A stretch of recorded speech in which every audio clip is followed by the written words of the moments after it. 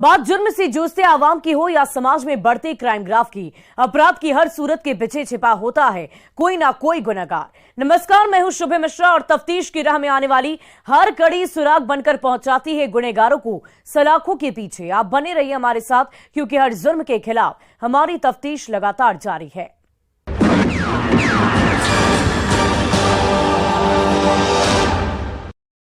महिला सिपाही की हसरत थी कि उसका वैलेंटाइन भी औरों की तरह हसीन हो, लेकिन उसका आशिक हसीन नहीं, हत्यारा निकला। आरोप है कि वो बैड वैलेंटाइन था, क्योंकि वर्दी पहनने वाली के हुस्न और उसके अरमानों को लव जिहाद की साजिश में फंसाना चाहता था। वो हिंदू नाम बदलकर साजिश रच रहा था। फरीबी आशिक हसन अरशद ने पहले प्रेम जाल में महिला सिपाही प्रभा को फंसा लिया और उसके साथ शारीरिक संबंध बनाया। जब प्रभा घिनौनी साजिश को समझी तो ब्रेकअप कर लिया, मगर वो ब्लैकमेल का शिकार होने लगी। फिर एक दिन आरोपी मोहम्मद हसन ने दोस्तों के साथ मिलकर प्रभा की हत्या कर दी। क्या है ये पूरी कहानी, ये रिपोर्ट देखिए। लव जिहाद में महिला सिपाही की हत्या।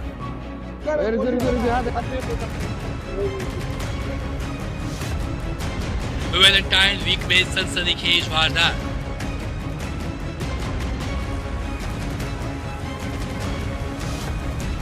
फरेबी के फेर में फंसी महिला सिपाही।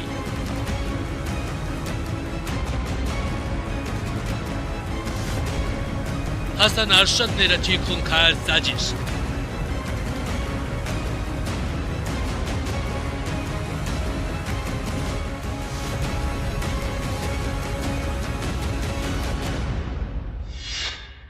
कफन में लिपटी कानून की रखवाली करने वाली इस महिला सिपाही की अगर समय रहते इन पुलिस वालों ने और पुलिस कप्तान ने मदद की होती तो शायद आज उसकी लाश को आखिरी सलामी देने की नौबत न आती।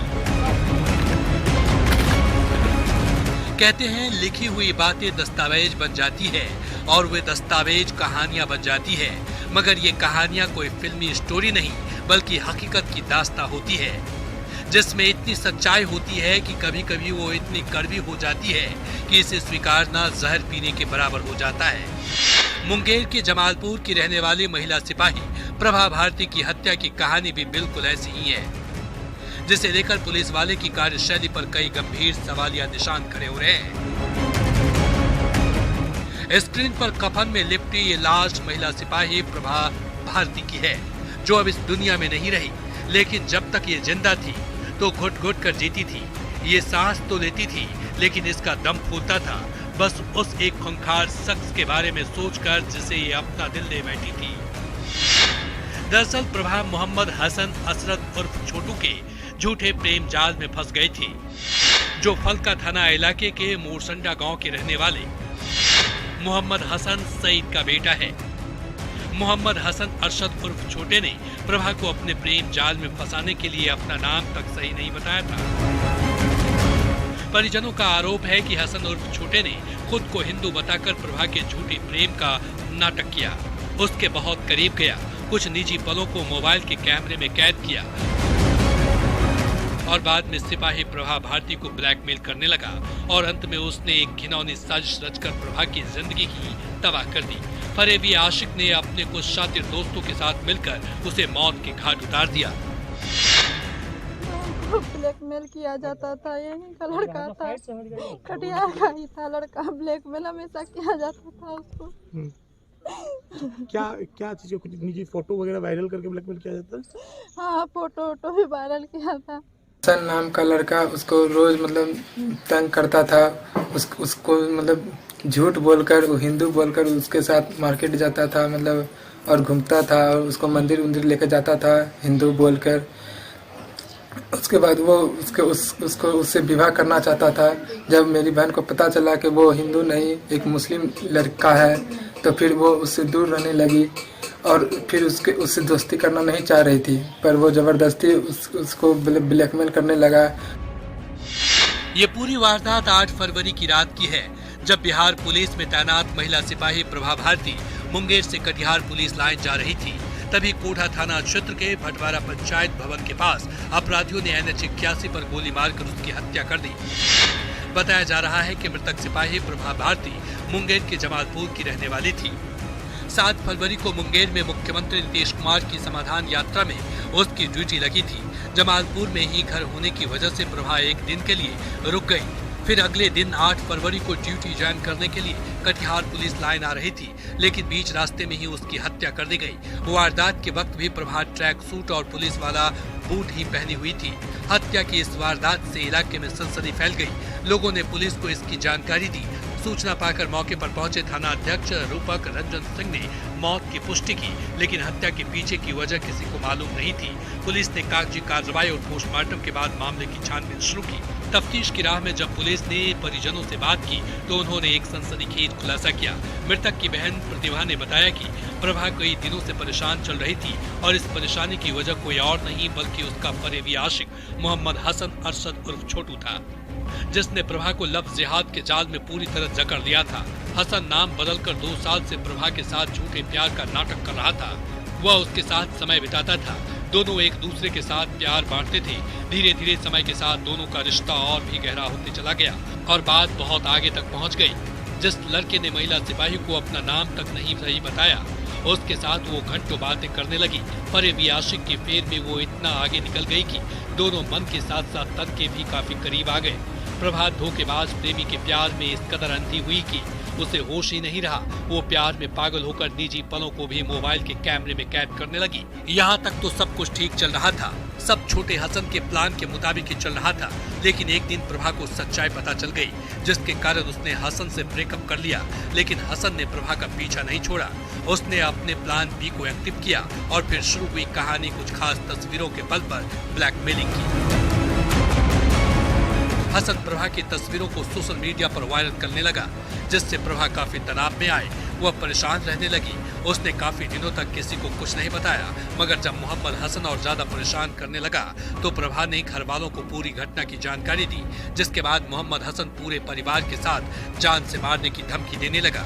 जब पानी सिर से ऊपर चला गया तो प्रभा ने महिला थाने में शिकायत की। SC/ST थाने में भी आवेदन दिया। यहाँ तक कि जिले के पुलिस कप्तान तक से गुहार लगाई, मगर कानून की रखवाली करने वाले इस लड़की को कानून का ही सहारा नहीं मिला। मेरी बहन एप्लीकेशन लिखी थी और SC/ST थाना में भी दी थी और महिला थाना और जो मुख्यालय है कटिहार का वहाँ भी एप्लीकेशन दी थी 2 महीना पहले नवंबर में, मगर कड़ा एक्शन नहीं लिया गया उस आवेदन का, जिसका परिणाम हम लोग को परिवार को भुगतना पड़ रहा है अभी। तो सुना आपने, महिला सिपाही कहती रह गई कि लड़का जान से मारने की धमकी दे रहा है, रास्ते से उठाने की कोशिश कर रहा है, पावर और पैसे का धौंस दिखा रहा है, रोज ब्लैकमेल कर रहा है। मगर इन सब का असर पुलिस वालों पर नहीं दिखा। उसके कानों तक लड़की की आवाज नहीं पहुंची। मगर जैसे ही 8 फरवरी की रात को बदमाशों ने गोली मारकर प्रभा की जान ली तो गोली की आवाज से कानून के कान का भी चदरा फट गया। फिर क्या था, लाश के बगल में खड़े होकर SP साहब भी भावनात्मक बातें करने लगे। प्रभा को परिवार का हिस्सा बताने लगे, जो इस दुनिया से चली गई। उसके केस को खुद देखने की बात करने लगे। कुछ नहीं करना है आपको, मदद करेंगे। केस का जो भी है वो तो हम खुद देखेंगे, ठीक है? इससे ज़्यादा हम कुछ नहीं बोलेंगे। परिवार का मेरा इस वारदात से जुड़े कई दस्तावेज न्यूज 18 के हाथ लगे हैं, जो परत दर परत अपने ही महकमे की पुलिसकर्मी की गुहार की अनदेखी करने की गवाही दे रहे हैं। एक तस्वीर भी सामने आई है, जिसमें महिला सिपाही प्रभा फरेबी आशिक के साथ बैजनाथ धाम मंदिर परिसर में नजर आ रही है। बताया जा रहा है कि इसके पीछे भी हसन अरशद की साजिश थी। ये बात भी सामने आई है कि हसन अरशद पहले से शादीशुदा था, मगर उसकी पत्नी का इंतकाल हो गया था, जिसके कारण वो मंदिर जाकर प्रभा का विश्वास अपने काबू में करना चाहता था, ताकि प्रभा उससे शादी रचा सके। हालांकि उससे पहले ही प्रभा को सारी सच्चाई का पता चल गई। उसने इसे धोखा देने के लिए कि मैं हिंदू हूँ, बैजनाथ धाम भी जाकर वो गया और हिंदू पद्धति से पूजा अर्चना करके उसका विश्वास धोखे से प्राप्त करने का वो काम किया। और वो एक अपराधी है और इस तरह की अपराध की घटनाएं कटिहार, बिहार सहित पूरे देश में है और इस पर निश्चित तौर पर रोक लगना चाहिए और एक विशेष कानून भी बनना चाहिए कि इस प्रकार से धर्म के नाम पर धोखा देकर किसी लड़की को फंसाना और फिर उसका शारीरिक शोषण करना और फिर उसकी हत्या करना, जो इस तरह की घटनाएं, इस पर रोक लगनी चाहिए। बहरहाल इस वारदात में शामिल 7 में से 2 आरोपियों नाशिद इकबाल और कादिर को पुलिस ने अरेस्ट कर लिया है, जबकि मुख्य आरोपी हसन अरशद, मुन, प्रियांश, दिग्गा यादव और सज्जाद अभी भी पुलिस की पकड़ से बाहर है। हालांकि पुलिस ने कादिर के बाद दानिश इकबाल को भी धर दबोचा है। कटिहार में महिला सिपाही प्रभा हत्याकांड में अब तक जो ताज़ा अपडेट सामने आया है, उसमें पुलिस ने 2 आरोपी दानिश और कादिर को अलग अलग दिन अलग अलग जगह से गिरफ्तार किया है, लेकिन मुख्य आरोपी हसन अब तक पुलिस के पकड़ से दूर है। मैं जो भी अभियुक्त लोग हैं उसकी पहचान हो चुकी है। SIT जो है हमारी जो है रात से ही हम लोग लगे हुए हैं। एक व्यक्ति को उसमें गिरफ्तारी हुई है, बाकी जो लोग हैं उनको जल्द ही हम लोग गिरफ्तार कर लेंगे। भले ही पुलिस गिरफ्तारी का दावा कर रही है, लेकिन बड़ा सवाल है कि पुलिस ने पहले क्यों नहीं की महिला सिपाही की मदद। अगर पुलिस सुन लेती तो क्या प्रभा की जान बच जाती। आखिरकार मुख्य आरोपी हसन अरशद की गिरफ्तारी कब होगी और आखिर में बीजेपी के आरोपों में कितना दम है। क्या सच में सीमांचल में लव जिहाद का जहर तेजी से फैल रहा है? क्या बिहार में भी लव जिहाद कानून की जरूरत है? कटिहार से सुब्रत गुहा के साथ